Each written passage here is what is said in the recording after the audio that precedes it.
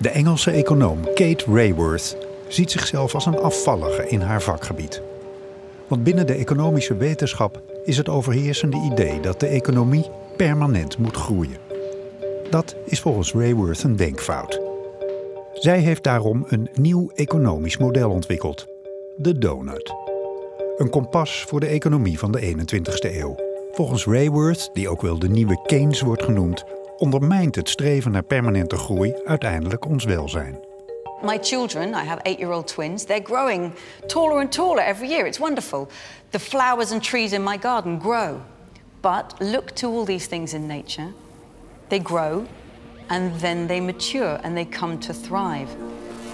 We seem to be stuck in economies that have this never-ending growth, never growing up. So we need to shift from this ideology of never-ending growth to seeing it as a healthy phase into which we mature.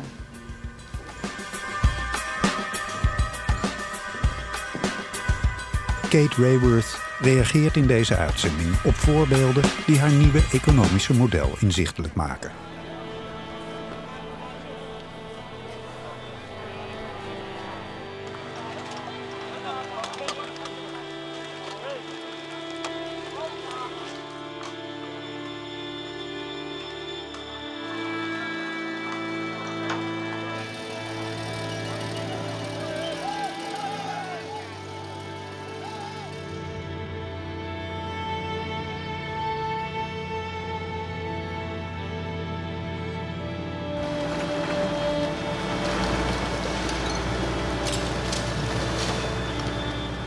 That's the hidden view of today's global economy. Everything that we want comes gift-wrapped with a ribbon on a beautiful plate. We only want to see the inputs, and this shows us the outputs that we can't avoid. And it's so clear when you see it from that perspective that this is what has to change. Terwijl we onszelf in slaap sussen met onze koopkracht, heeft de economische groei de planetaire grenzen bereikt.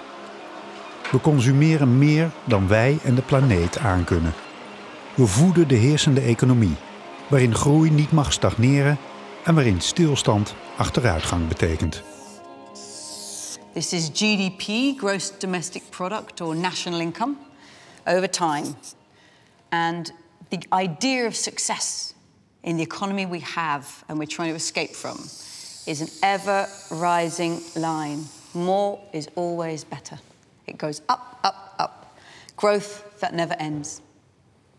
So that's what everyone has in his mind, so to speak. When you hear politicians talking about the economy, they say we want smart growth or good growth, resilient growth, inclusive growth, green growth, clean growth, balanced growth. You can have anything you want so long as it's growth, because this is the idea of what economic success looks like. It was first created in the 1930s, when the measure of national income was first created for the US economy and then created for all economies.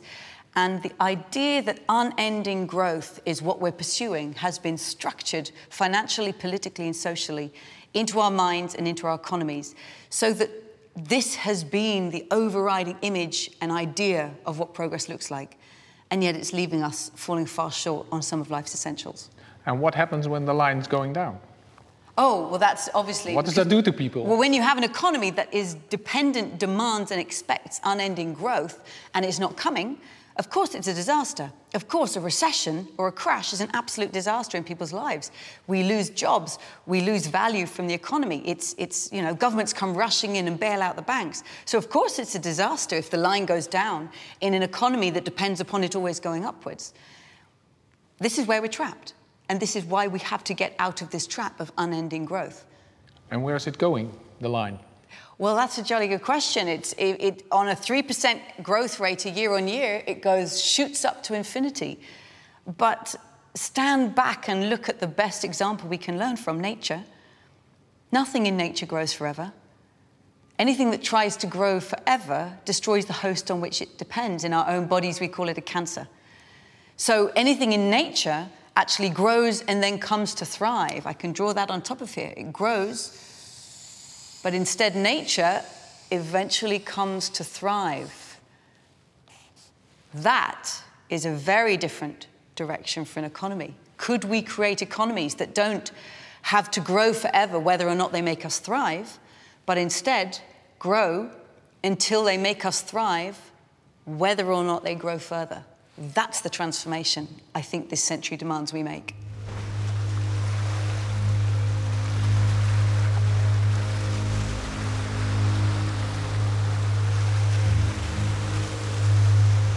There are communities all over the world in which carbon emissions are incredibly low. They have had almost nothing to do with the fossil fuel economy. They are at the front line of bearing the impacts of climate change. They are seeing their islands literally sinking under the sea, and at the same time, this salt water is destroying their freshwater sources. What should economies be aimed at? Okay, let's pull back from what students are taught in universities, what is debated in national parliaments and discussed in the media. Let's leave aside this old idea of growth, because we need a much bigger, richer, new imagination of what human progress looks like. And silly though it sounds, I think the new shape of progress is not an ever-rising line, it's actually a donut. Let me show you. So, here is the donut, and in the place in the middle, that's a place where people are falling short on life's essentials, where people don't have the food, water, healthcare, income, political voice, gender equality, and the other essentials that every human being has a claim to lead a life of dignity and community and opportunity.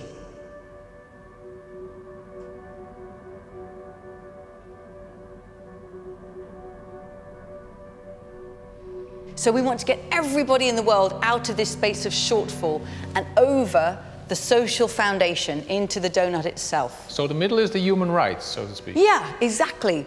All these shortfalls here come from decades of claiming the right of every person, starting in 1948 with the Universal Declaration of Human Rights, written into national law around the world. So we want to get everybody out of that space of shortfall to meet the rights and needs of all.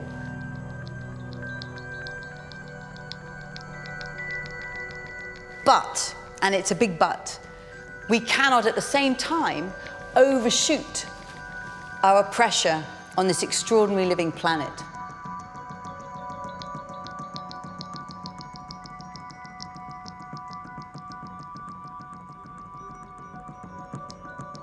We can't go over the ecological ceiling, because there we start to put so much pressure on the critical life-supporting systems of this planet that we start to kick our planet out of kilter. So we start to cause climate breakdown, ocean acidification, massive biodiversity loss. We cause air pollution, chemical pollution. This diagram belongs to our generation. It's our challenge, and we need a new economic mindset if we're going to have half a chance of taking it on. Maar die nieuwe economische manier van denken moet van ver komen. In de kledingindustrie zijn mensenrechten geen vanzelfsprekendheid. Hier leven en werken mensen aan de binnenkant van het donutmodel. In de onthullende, grotendeels met verborgen camera gedraaide documentaire China Blue over het leven van fabrieksarbeiders in de fabrieken waar onze jeans worden gemaakt, zien we wat de industrie ons niet wil laten zien. Bijvoorbeeld de onderhandelingen om de prijs zo laag mogelijk te krijgen. I'll be interested in doing denim jeans and jacket sets.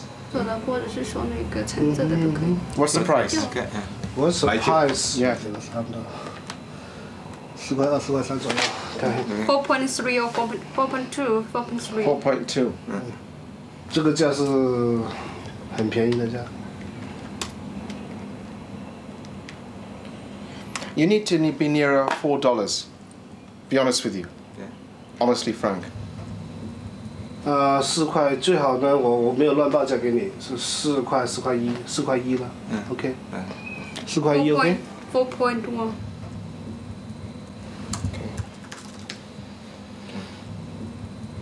Yeah, it's much better. Just very nice cooperation together. Yeah, let's see. See what happens.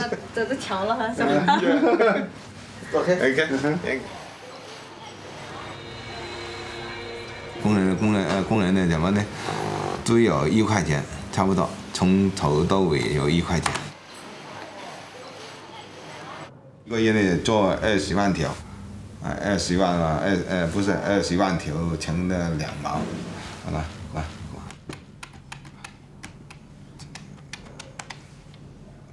这4万美金呢，很好了，啊。That film is fantastically powerful for making visible the pressures that go all the way down the supply chain. Because we see the factory manager in this tough negotiation with the buyer from the UK. And comes away saying, we earn less profit than they do. And he's trying to cut the prices. He's being pushed by the UK buyer on price, on delivery deadlines. He'd be pushed, I'm sure, on flexibility. If they wanted to cancel the order, then we cancel the order. This is what buyers from high-income countries do in the brands, pushing the pressure down the supply chain. So it's a race to the bottom, through the bottom. There is a real race to the bottom, and it's through the bottom. It's driven through the whole supply chain, pushing the costs and risks of global business in the name of lean manufacturing. That's what it gets called, because it's lean at the level of the shop. We only have in stock the products we want. We renew them as soon as we want. We're very flexibly responding to this consumer walking through the shop door, pushing it all down invisibly to the other side of the world. Aan die andere kant van de wereld wordt de flexibiliteit van de consument op haar wenken bediend. In lange ploegendiensten zijn werknemers overgeleverd aan een absoluut minimumloon en erbarmelijke arbeidsomstandigheden. 12 घंटा duty यहाँ है sir. 12 घंटा 8 बजे company में हिलता sir, 8 बजे रात तक भी निकलेगा सर। फिर वहाँ जाएगा तो फिर पकाना है, तब खाना है, फिर डबल करेंगे, फिर डबल आवेंगे 2 घंटा रेस्ट करके, फिर 9 बजे आ जाना है कंपनी में।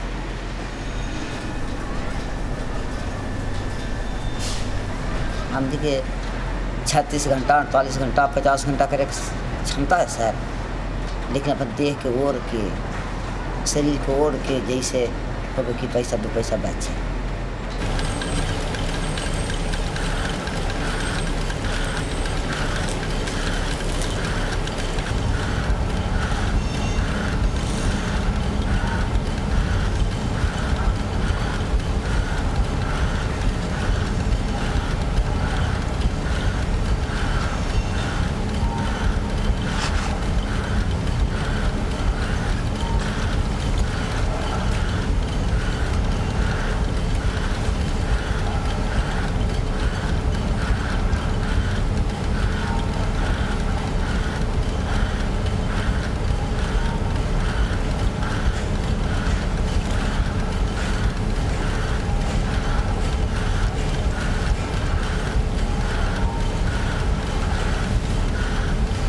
Adam Smith knew all about this. It's not often you get to see the human drudgery behind the global fashion industry. But what we can see in this film is something that Adam Smith spotted centuries ago when he visited factories making pins in the UK, because he saw that the division of labor, separating a production process up into tiny tasks, was brilliant for increasing human productivity, but he worried, in his very words, he worried about the drudgery and what it would do to the minds of these people. This young man, we see his job is merely to keep his finger on the cloth so that it runs straight. He's exhausted, he's probably been working for 24 hours straight. What is it doing to his mind, to his life? Could this young man not be doing something more creative in the world? I have no doubt he could. But he's probably had no school education. His health is probably run down from working in the factory. They're earning $3 a shift from working here. This represents deep exploitation of people who have almost no other alternatives in life. And it extracts from them just as it extracts from the earth. Bij de productie van de Fairphone, een mobiele telefoon die gebruik maakt van duurzame materialen en ervoor zorgt dat de arbeiders tijdens het productieproces niet geëxploiteerd worden, ervaart ontwerper en directeur Bas van Abel de ethische grenzen van ons huidige economische systeem. Hij wilde als ontwerper zien wat er komt kijken bij het maken van een telefoon en startte om die reden een bedrijf. het maken van een telefoon was om in de systemen te komen. Als jij alleen maar een telefoon maakt in je achtertuin en zegt van kijk, ik heb hem gemaakt en het is gelukt. Nou, dan ben ik misschien 200-300 jaar bezig. Als we wat ouder worden, dan gaat dat lukken. Maar dan is het een kunstobject en dan zet je het ergens neer in een museum en zeg je kijk wel dat het kan en het is onbetaalbaar, gaat nooit lukken, dat is heel symbolisch. Maar ik wil het economische systeem gaan bevragen. Dus dat betekent dat je gewoon je moet ook een bedrijf opzetten. Er moet een commerciële gedachte achter zitten. Dus ik wilde echt midden in die economie gaan zitten. Op het moment dat je dat bedrijf bent en het moet gaan doen en het product moet gaan maken, dan verandert alles. Want je loopt tegen alle shit aan waar elk bedrijf tegenaan loopt in die economische keten. En iedereen en alles denkt korte termijn en geld. Kijk, wat heel vreemd is, dat als je zo vol met passie en zo intens bezig bent met iets, met het maken van iets, dat je jezelf zo ongelooflijk kwijt kan raken ook, omdat je wil dat het slaagt. En dus je bent daar constant mee bezig, het moet gewoon slagen. Maar je bent eigenlijk iets aan het bouwen wat je bijna niet meer in de hand kan houden. En voordat je het door hebt, ben je iets aan het creëren waar je eigenlijk helemaal niet meer achter staat. En dus je bent er bijna niet meer bezig met wat is de missie, waar doen we het voor? Nee, je bent keihard bezig om die ondernemer die steeds meer het groeien is. En dan heb je ineens 100.000 klanten, dan heb je een bedrijf wat 10, 20 miljoen omzet maakt. Je hebt de verantwoordelijkheden voor het personeel, er zijn problemen met het product, je bent alleen nog maar met geld bezig en overleven. En ja, dan vraag je je wel af, waar ben ik begonnen? Wat was de dag dat je dacht, ik ben geen designer meer, ik ben nu een ondernemer? Heb ik... ja, toen ik bij de crisisdienst van de GGZ belandde. Toen kwam pas het besef. Ja. Well, that video captures so beautifully the tension of someone who is trying to create this transformative economy and setting out almost alone, and yet is confronted by the growth economy. And it's having to try and create a space in between that. How do I live out the values? How do I create a smartphone that pays decent wages, that respects the health of the workers and their right to organize, and within the means of the planet? And yet I'm having to do it in a cutthroat global market that's driven by short-termism, that's driven by money. You could feel it in his experience. But the real challenge, I think, the reason why he's facing that tension is because he's doing it alone. He's leading in trying to make this Fairphone. Let me show you. Let me take these hose pipes. Okay, so the idea is to turn this into a circular economy, right? So one mobile phone company, its products will be used and then should be returned to the company to be reused again and again. That's what he's trying to do because he's doing it alone at the moment. But what if we have another company that says, well, we're going to do the same thing with our phones, right? We're going to also create a circular economy. So send your Fairphone back to us, send your Samsung or your Apple or whatever products back to us. We could end up with thousands of these individual little loops. Now, if nature looked at us, she'd think it was cute, but she'd laugh because nature would never do this. Nature doesn't turn a parrot into a parrot and a daffodil into a daffodil.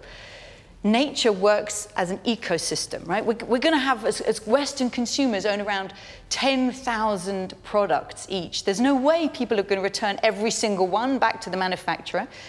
Where we need to go, we need an ecosystem, right? Here is an ecosystem of design. You can imagine a company, one of these little red nodes throughout here, but they're an ecosystem reusing resources in a network of industry so that the waste from any one mobile phone company can be picked up by anybody, they can see what that waste was, and it can be fed into this resource. Now, they can still be competing at the level of, is this the best phone? Is it smart? What functions does it have? But they are collaborating in a network of resources. Because that's in their advantage. It's going to be to everybody's advantage because the cost of those materials is going to come right down. Everybody will have access to reusing these resources that we're not running out of. We have to make them available again and again and again in this ecosystem. This is how nature works. And in this ecosystem, government should work together with corporations, with consumers, with... The role of the government is huge to set the regulation. So on what kind of polymers are we going to use? What basic materials? And of course that has to be done together with industry. What are the best ones to focus on? Creating obligations on companies to make that data available, to create the structures so that this ecosystem begins to exist, so that there is indeed a connection, that waste from any one process is not seen as waste anymore. It becomes food for the next.